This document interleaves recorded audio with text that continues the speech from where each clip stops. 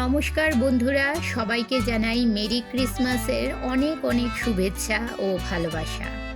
আগামীকাল ক্রিসমাস, তাই তৈরি করে নিলাম ক্রিসমাস কেক। ডিম ছাড়া বাড়িতে কিভাবে সহজে ক্রিসমাস কেক তৈরি করা যায় সেটাই আজ আমি আপনাদের সঙ্গে শেয়ার করব। আশা করছি আজকের রেসিপি সবার ভালো লাগবে। বন্ধুরা, আমার গলাটা একটু খারাপ, তাই ঠিক করে ভয়েস দিতে পারছি না। যদি বুঝতে অসুবিধে হয় আমার ত্রুটি মার্জনা করবেন বন্ধুরা। তাহলে চলুন দেখে নিচ্ছি আজকের রেসিপি। সবার প্রথমে এখানে আমি ড্রাই ফ্রুটসগুলো নিয়ে নিলাম, যেগুলো কেকে ব্যবহার করব। এখানে আছে কালো আঙুর অর্থাৎ ব্ল্যাক রেজিন, আর আছে টুটি ফ্রুটি, কিশমিশ, কাজু বাদাম ও আমন্ড বাদাম। বাদামগুলো আমি ছোট ছোট করে কেটে নিয়েছি। এখানে 200 ml অরেঞ্জ জুস নিয়েছি।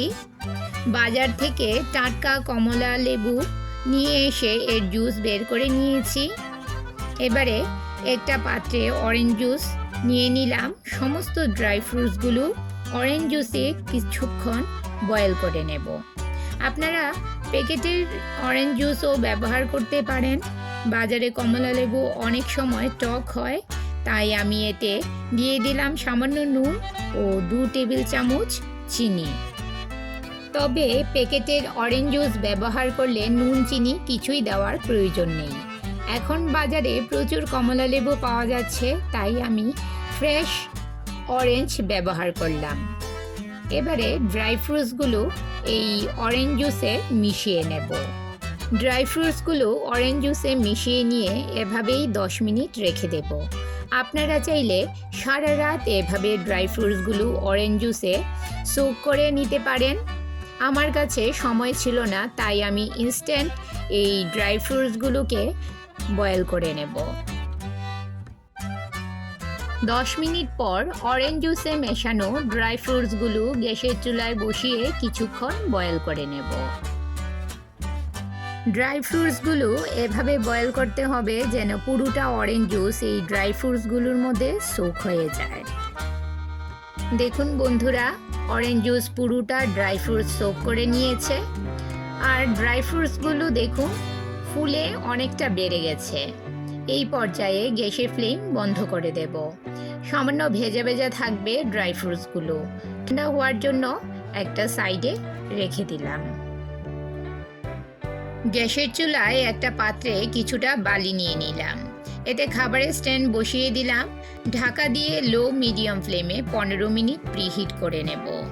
এবারে কেকের জন্য ব্যাটার তৈরি করে নেব। একটা পাত্রে চালনি বসিয়ে এতে নিয়ে নিলাম 1 কাপ পরিমাণ ময়দা, ওজনে 240 গ্রাম। আর নিয়ে নিলাম 2 টেবিল চামচ কোকো পাউডার। ভালো করে চেলে নেব যাতে এর মধ্যে কোনো ময়লা বা লাম্পস না থাকে।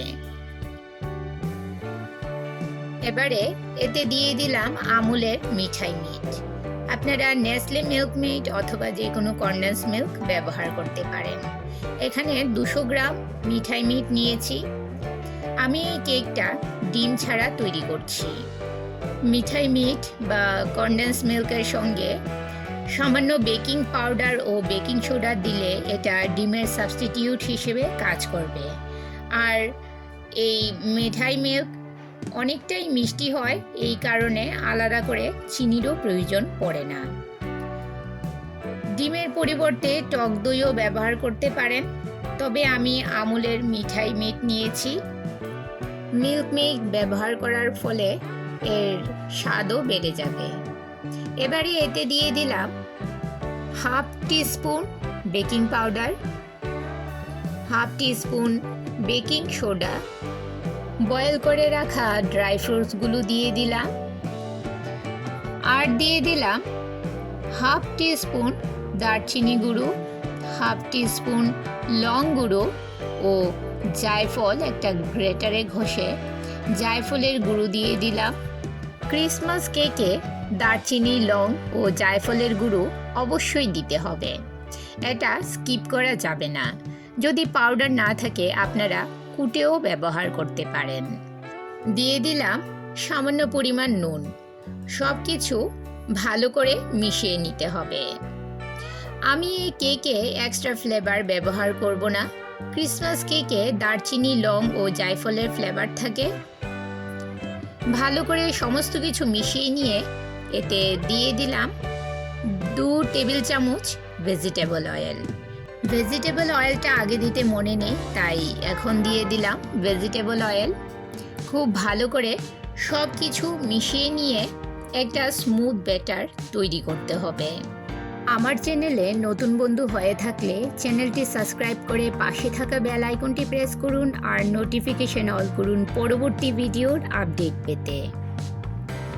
আমার কেকের ব্যাটারটা এখনও স্মুথ হয়নি, তাই এতে দিয়ে দিলাম হাফ কাপ উষ্ণ গরম দুধ।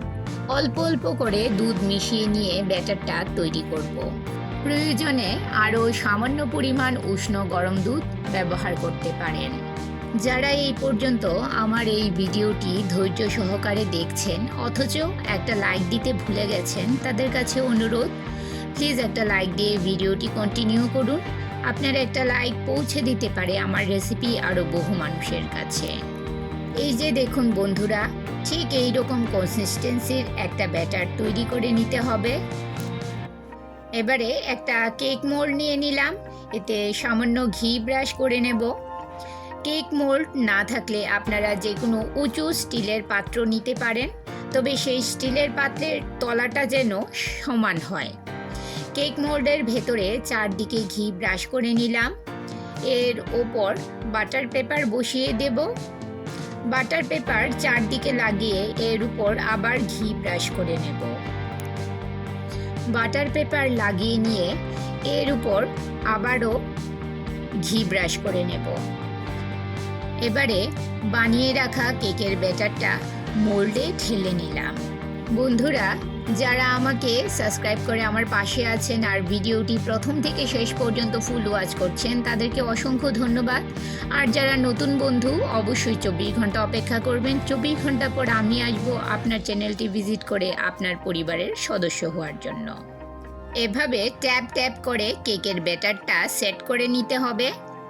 এখানে একটা পাত্র আমি আগেই 15 মিনিট প্রিহিট করে রেখেছিলাম কেকটা বেক করার জন্য। এবারে কেকের মোল্ডটা এর ভেতর বসিয়ে দিলাম ও ঢাকা দিয়ে লো ফ্লেমে 40 থেকে 45 মিনিট বেক করে নেব।